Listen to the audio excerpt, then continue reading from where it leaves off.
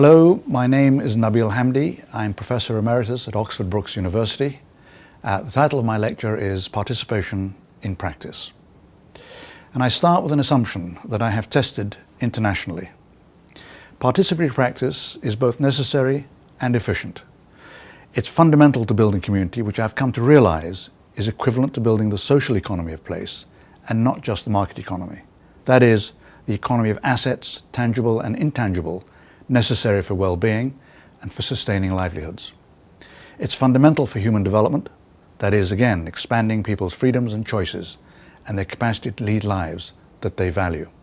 So what is it, this participation thing that we talk about? And many people will have very different definitions based on their own background, their own discipline, whatever it might be. The one that I like most is the one that you see here, and that is, it is responsibility with authority in partnership with other stakeholders. Responsibility because with rights come responsibilities, and because it's fundamental to efficient work. Authority because inevitably the strategic agenda of power sharing. And in partnership because participation without partnership is meaningless. Partnership with other stakeholders who have a vested interest in both the benefits and, of course, have an interest in the risks at stake. So why do we need it?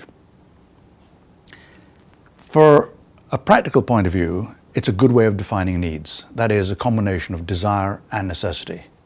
It's a good way of converging vested interests. In other words, of bringing people together who may have very different agendas, but who can find a basic interest as a starting point. It's a good way of getting accurate information, which is very often hidden in place and needs to be excavated through participatory processes, through some of the mapping techniques that we'll see in a second. It's a great way of identifying conflict and troubleshooting, bringing people together and observing who's the loudest voice, who's saying what. It's a great way of discovering alternatives. And again, it's very difficult sometimes for professionals to put forward alternatives that may not be professionally acceptable.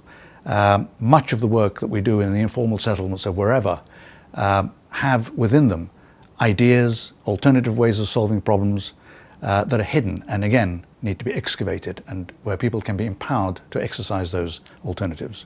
It's a great way of providing continuity, and that is once the outsiders pull out, who is it that's going to carry on? And of course participation over the long term is key to that process. It's a great way of mobilizing interests, of getting people really interested in what's happening as such. Mobilizing resources, again, my contention is that much of the resources that we need to fix place are already in place. They need to be excavated and used before we, as it were, go out and start begging. It's a great way of creating partnerships, as I've mentioned. It positions problems accurately by way of trying to understand how people perceive problems. And it's a great way of reducing dependencies.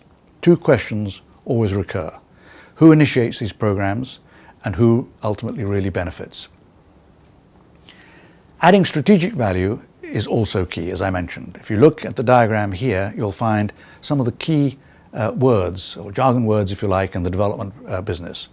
Empowerment, gender, resilience, asset building, identity building, partnerships. It's impossible, again, to think that any of these things can be done and embarked upon over the longer term without participation. If you take a more specific example, for example, the supply of inadequate water supply, the practical agenda with water is usually very clear. It's about sanitation, about health. It's about pipe sizes, water flow, amount of water, walking distances, and the rest.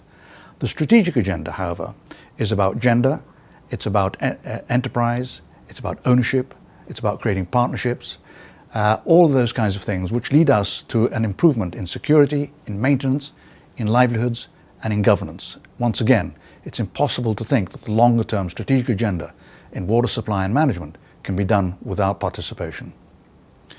So what do we need to know? We need to know certainly something about the type and structure of community. And again, the word community is used loosely, particularly when we talk about community participation. Community variously can be interpreted as community of place, people who share a place, community of interest, communities of practice, people who share work habits and the rest, communities of culture and the rest. In any one place, there may be different communities of culture. Some of them may be in open conflict. We need to understand something about that structure prior to engaging with the so-called community. We need to know something about the kind of actors, whose vested interests at stake, whose priorities will count, who holds most power, not only between government and communities, but within community itself as well. We need to know something about the culture of decision making. How do people arrive at decisions without the sort of speed and routine and rather linear way that we tend to go about our decision making process from the north? And certainly we need to know something about the existing organizations and their hierarchies. Now, how do we get to know this stuff? Well, there are various ways. Transect walks, which take cross sections through neighborhoods. These all come from participatory rapid appraisal or from planning for real. Diagramming, where we look at relationships between things.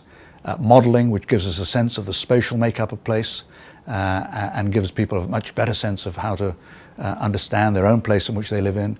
Lots of mapping techniques that reveal something about the hidden structure of place. Finally, a number of conditions for participation to work effectively. Certainly we need strong local organizations, and if they don't exist, that capacity has to be built up. The capacity of partners to be able to exercise their partnerships is a key part of participatory work. There does need to be political goodwill, and I don't mean that we have to accept politically that participation is a good idea, because in fact some governments will find participation threatening, because after all it tends to polarize communities into political parties. Ownership of the problem and not just of the solution, in the sense that we own the way in which, not just the way in which we devised a particular solution to a problem that we faced, but actually we do share a sense of the problem. The problems are not just brought from outside, we experience them here. It's not too abstract, it's not about climate change, you know, when my roof is leaking, as it were. We certainly need a common cause. It's much easier to mobilize around something that we all share as being problematic. It's a good starting point. Some say that either participation works either through stability or through crisis. Stability in the sense that we have time to mobilize and to embark upon these processes, but also at times of crisis where we need to quickly mobilize.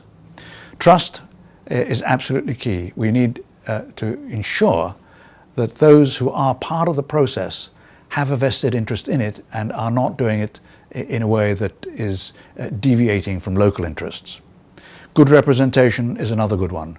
Very often we find ourselves actually bringing people into the same room by way of representation, and that can have negative effects. For example, you may well find that everybody's in the same room, but the men are the loudest noises, the women are saying nothing, there are actually no children properly represented except of a certain age, and so on. Good representation may well need to be sought from different places and those interests brought to the table, as it were, rather than the conventional routine, which is where we conduct these processes all together in one room. And then ultimately, tangible results. The absolute key to participatory programs is that something happens quickly and immediately. Very often I have found people coming along and saying, we've been through these processes I don't know how many times, you're the fifth organization that's arrived, nothing ever happens.